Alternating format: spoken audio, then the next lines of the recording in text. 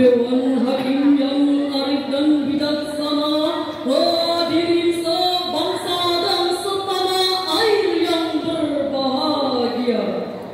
Tanggal 4 Februari tahun 2019 merupakan peristiwa bersejarah dengan bertemunya dua tokoh agama besar dunia, yaitu Paus Fransiskus ke-226 atau dikenal dengan nama George Mario Bergoglio dengan Imam Besar Al-Azhar Syekh Ahmad At-Thaib. Pertemuan tersebut menghasilkan dokumen persaudaraan kemanusiaan yang pesan utamanya menegaskan bahwa musuh bersama kita saat ini adalah ekstremisme akut, saling memusnahkan, intoleransi, serta kebencian atas sesama manusia yang semuanya mengatasnamakan agama.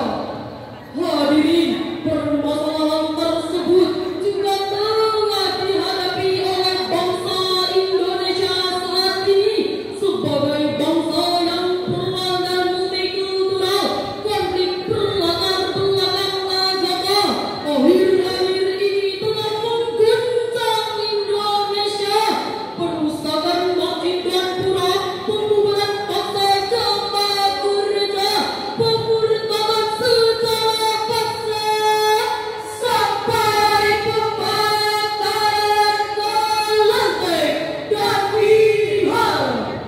Oleh karena itu hadirin, Kementerian Agama Republik Indonesia telah mencanangkan moderasi beragama untuk mewujudkan umat yang beragama.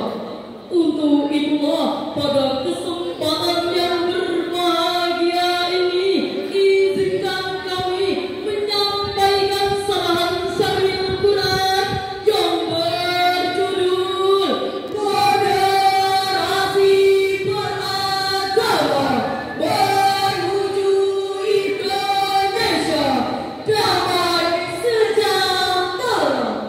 Sebagai rujukan, marilah kita renungkan firman Allah dalam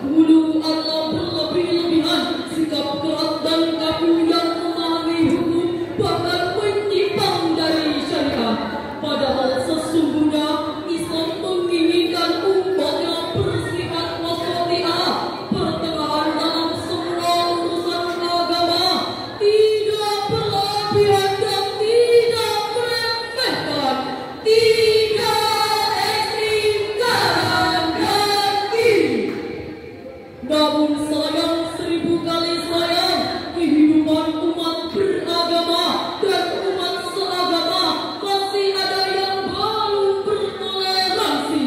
Padahal sesungguhnya konflik belakang agama jauh lebih berbahaya daripada konflik politik dan ekonomi.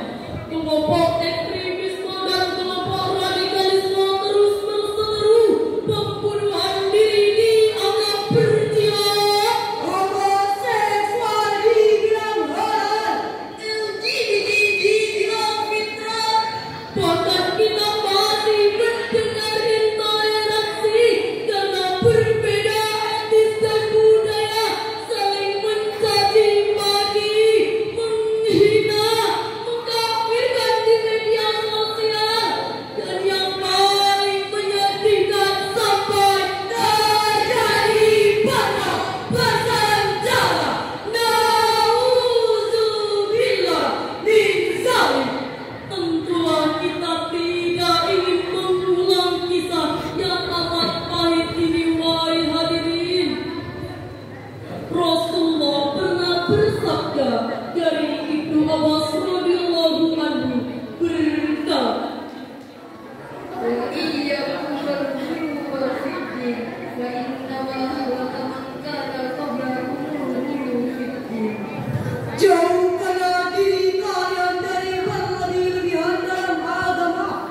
Sesungguhnya berlebih-lebihan dalam agama telah membinasakan orang-orang Kopi, Ki. sebelum kalian. Kopi Ki. Menurut Imam Nawawi ketika memberi penjelasan kitab Sahih Muslim, wal-ghulu wa fiddin berarti orang-orang yang berlebih-lebihan dalam agama yang melampaui batas. Oleh karena itu hadirin, Islam sangat menentang sikap radikal, perilaku berlebihan, tindakan kekerasan yang bahan ekstrim, bahkan memicu perselisihan. Betul hadirin.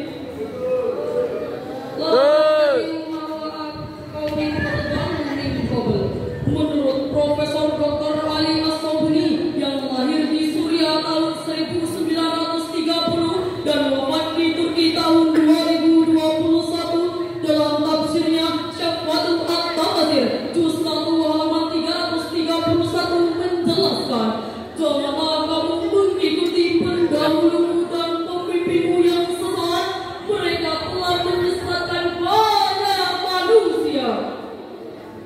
Oleh karena itu hadirin, jangan mempersulit diri tanpa dasar yang syar'i. Jangan berlebihan dalam ibadah agar terhindar dari bid'ah. Jangan mengikuti hawa nafsu hanya berdalih hadis palsu.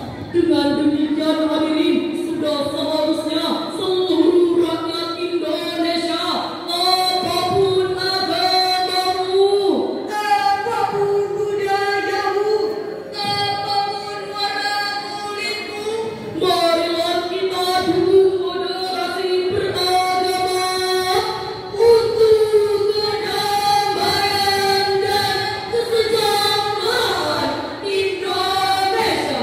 Setuju? Lalu hadirin, apa yang harus kita lakukan untuk mewujudkan moderasi beragama? Jawabannya surah Ali Imran ayat 105. Enggak.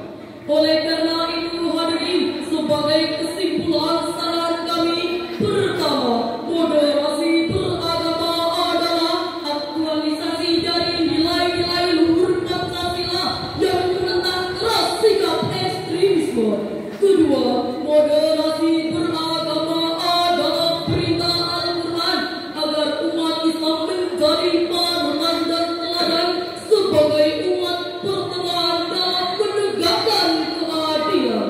Ketiga, untuk mencegah berkembangnya virus ekstremisme dan radikalisme, seluruh dunia pendidikan di negeri ini harus mengajarkan nilai-nilai moderasi beragama kepada siswa-siswanya, sehingga NKRI damai penuh toleransi dan diberkahi ilahi Rabbi.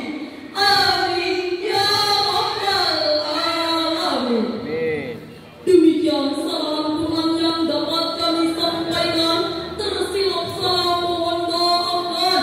Wassalamualaikum warahmatullahi wabarakatuh. Waalaikumsalam warahmatullahi wabarakatuh. Waalaikumsalam warahmatullahi wabarakatuh. Selanjutnya kami panggil dan kami tunggu peserta yang memegang nomor undian SI 08. Dipersilakan menuju pensalah. Selanjutnya untuk bersiap-siap peserta yang memegang nomor undian SI